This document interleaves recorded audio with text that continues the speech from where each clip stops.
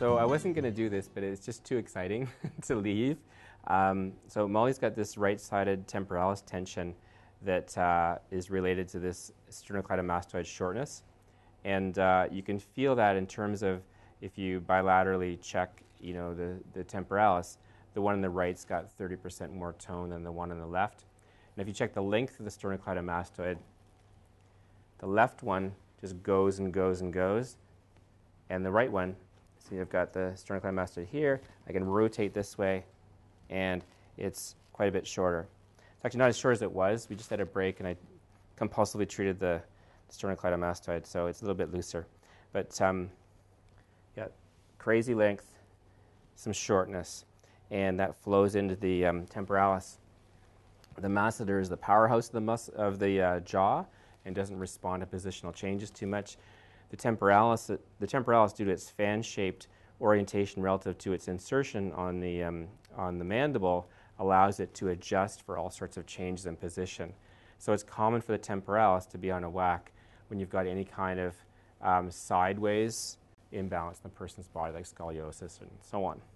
So what I'd like to show is we'll release the sternocleidomastoid, and we'll bring that up into the temporalis fibers as well, so that this whole thing can be longer, and that'll support Molly's neck to have better alignment and to actually be able to move more evenly side to side, and that will give her a more symmetrical sort of stage for her jaw to rest upon, or skull in her jaw. To relate to is a better word, I guess. Okay, so the sternocleidomastoid, I would look for some high tone in that, and we've got some high tone here, and we've got some more up in here. So I can challenge the tone and wait for the tone to drop, and there's lots of different ways to do that. I want to show you guys like a really cool way though, and for that, we'll just have you slide toward me there, Molly. Mm-hmm. A little bit more. That's great. Now what I want to do is I line up the sternocleidomastoid insertion here of the mastoid with the sternum, and there's the clavicle there. So then I sort of bend the muscle over Molly's neck.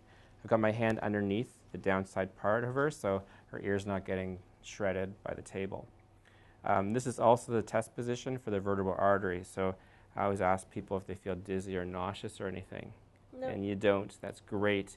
And you keep an eye on their eyes, because if the vertebral artery has got a bit of a compromise to it and you exaggerate it, then they can get some nystagmus too, so their eyeballs will be going like that.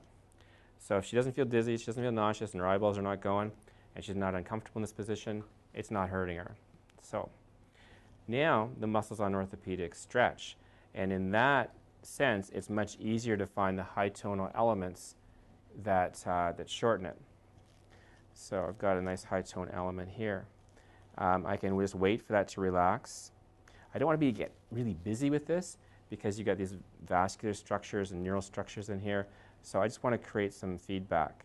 If that's not going deeply enough or effectively enough, I'm going to slide my fingers underneath her head so that she's not grinding on the table again. And then this hand is free. So Molly, look at my fingers, please. Yeah. Don't move your head, though. Yeah. So you look at my fingers and just follow my fingers around. So she follows my fingers around, and there'll be a place at which her gaze is directed to a certain spot that the tone is increasing in the SCM. So hold the gaze there and take a deep breath in. Hold the breath, hold the gaze, and relax your breath and relax your eyes. Just let your eyes unfocus. Great. The muscle softens. I'm bowing it a bit and stretching her SCM a little bit more. And I repeat 3 times, good releases, and then I'll have the tone dropping in the SCM, and then I want to lengthen it. I'm just within the plane of the muscle here, not on neurovascular structures. I hold on to the muscle, I'm in the plane of it, and we stretch and lengthen the SCM. How are you doing? Good. Merveilleux. Okay. And there's a whole myofascial density by design that all of us have around here, and that feeds right into the temporalis fascia and the temporalis muscle. So I'm within that plane, and then just getting more length through there. That's great. And I can do quite a bit, in terms of dropping the tone in the temporalis and engaging its fascia and opening it. That's great. Okay. And then slide downstream, please. Great. Maybe just another ½ inch. Good.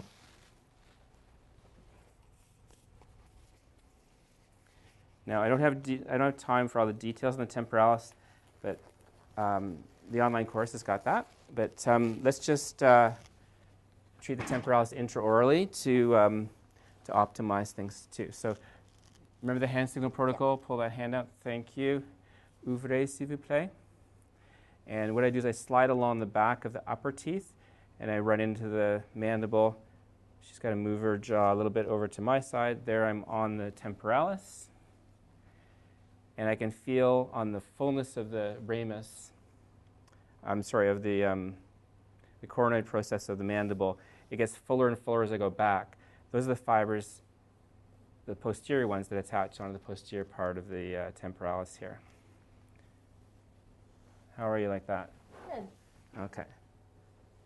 Something like that. So we're releasing the temporalis intraorally,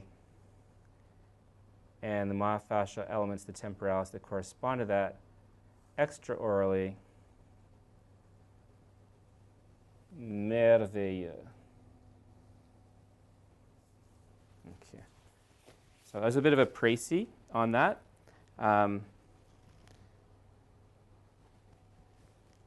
What we're doing is we're unraveling this whole myofascial shortness through here, up in through here, that contributes to a compression and twist in the neck there and sets the stage for imbalance in the TMJ.